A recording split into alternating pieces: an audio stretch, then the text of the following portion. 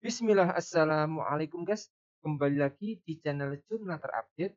Jadi komunikasi personal diklaim Anies Baswedan masih terjalin dengan calon potensial Gubernur Jakarta Ahok. Apakah ini merupakan sinyal keduanya bisa bersama atau bisa saling dukung pada gelaran Pilkada Jakarta 2024? Tentu hal itu membuat pengamat politik Yunarto Wijaya menduga akan ada upaya Anies dan Ahok agar tidak dapat tiket maju di Pilkada DKI, guys. Jadi tak perlu berlama-lama, langsung saja kita simak apa kata pengamat Yunarto ini, guys. Bismillah.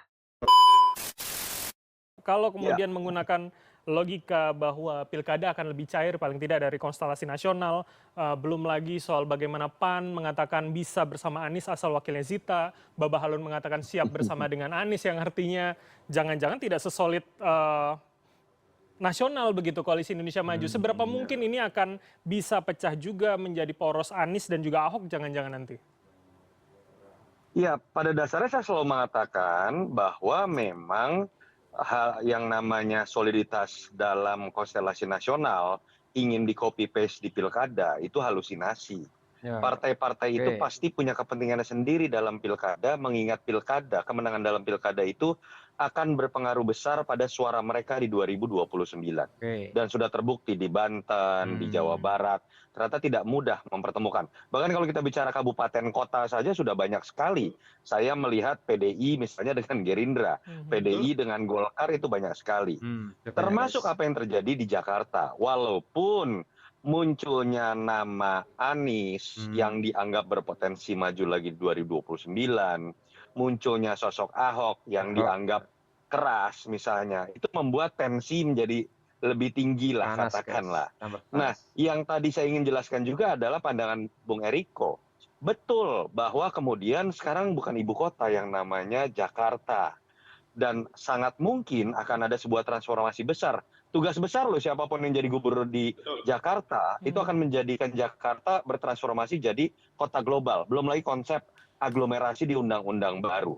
Artinya, jangan tempatkan Jakarta dalam konteks mencari pemimpin sekarang, dalam konteks politik seperti kita dulu berpikir. Oke. Cari yang betul-betul punya kemampuan, karena tugasnya lebih berat. Buat saya, alangkah baiknya dalam posisi seperti ini, berikan kesempatan kepada orang yang pernah punya legacy di situ. Ada yang namanya Basuki Cahayapurnama, ada yang namanya Anies. Dan kita tahu pertarungan keras 2017 sempat memecah masyarakat Jakarta. Sekarang kita percaya isu SARA tidak sekencang dulu.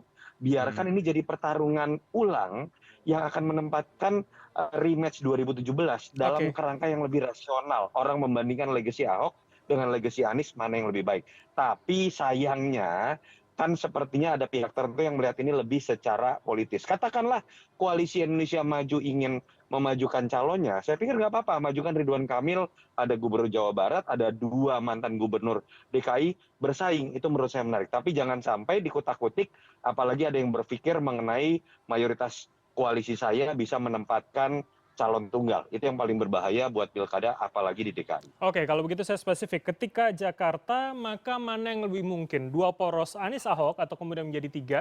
Atau memang ya lebih cair nanti? Tidak seperti kemudian hari ini stigma kotak-kotak nasional begitu, Mas Toto? Saya harus bicara terbuka, pihak yang katakanlah sekarang merasa memiliki kekuasaan, sebisa mungkin akan berupaya baik Ahok dan Anies tidak dapat tiket. Hmm. Itu yang kalau kita baca dari sisi kacamata kekuasaan. Kan Ya. jadi pertanyaannya menarik. Artinya kita harus melihat kalau ada yang mencoba melakukan itu, bukan tidak mungkin loh deklarasi Nasdem itu belum tentu akan berupa rekomendasi. Atau Ya. statement dari PKS itu sudah bisa dipastikan akan jadi rekomendasi. Mhm. Karena kita harus ingat, isu misalnya Nasdem akan masuk ke dalam pemerintahan Prabowo Gibran, belakangan isu terkait PKS ingin masuk ke dalam pemerintahan Prabowo Gibran, di situ pasti akan selalu terjadi barter politik. Kalau kita Ya. kemudian kaitkan dengan keinginan Kim untuk tidak memajukan Anies, bukan tidak mungkin Anies kemudian belum aman posisinya. Begitu pula PDI Perjuangan, Ahok lebih berat lagi nih, karena PDI baru sendirian.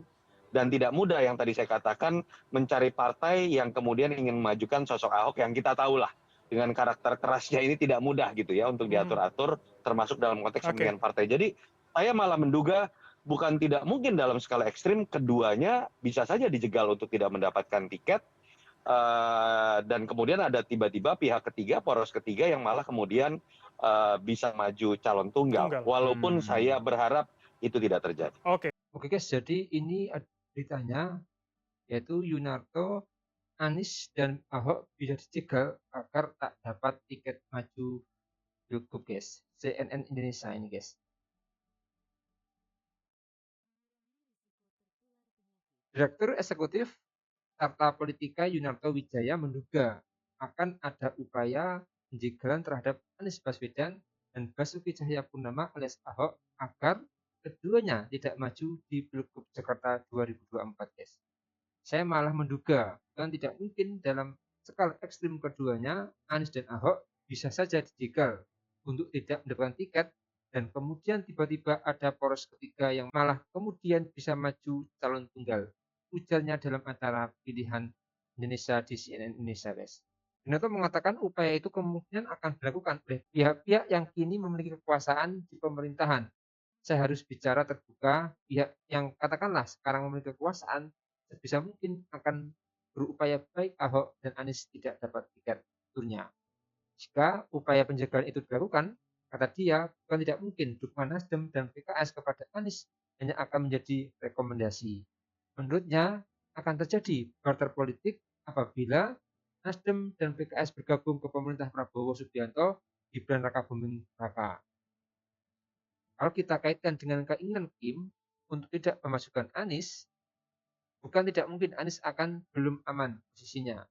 Itu pula PDIP, Ahok lebih berat lagi karena PDIP baru sendirian turnya.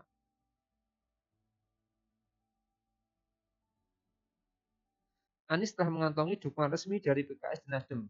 Dengan dukungan dua partai itu, ia telah memenuhi syarat maju sebagai bakal calon gubernur DKI Jakarta. Posisi cawagup untuk Anies masih kosong. Nasdem menyerahkan sepenuhnya pilihan cawagup kepada Anies, sementara PKS menyodorkan nama Sohibul Iman. PDIP sendiri tengah mengaji nama-nama kader internal untuk maju di Pilgub Jakarta.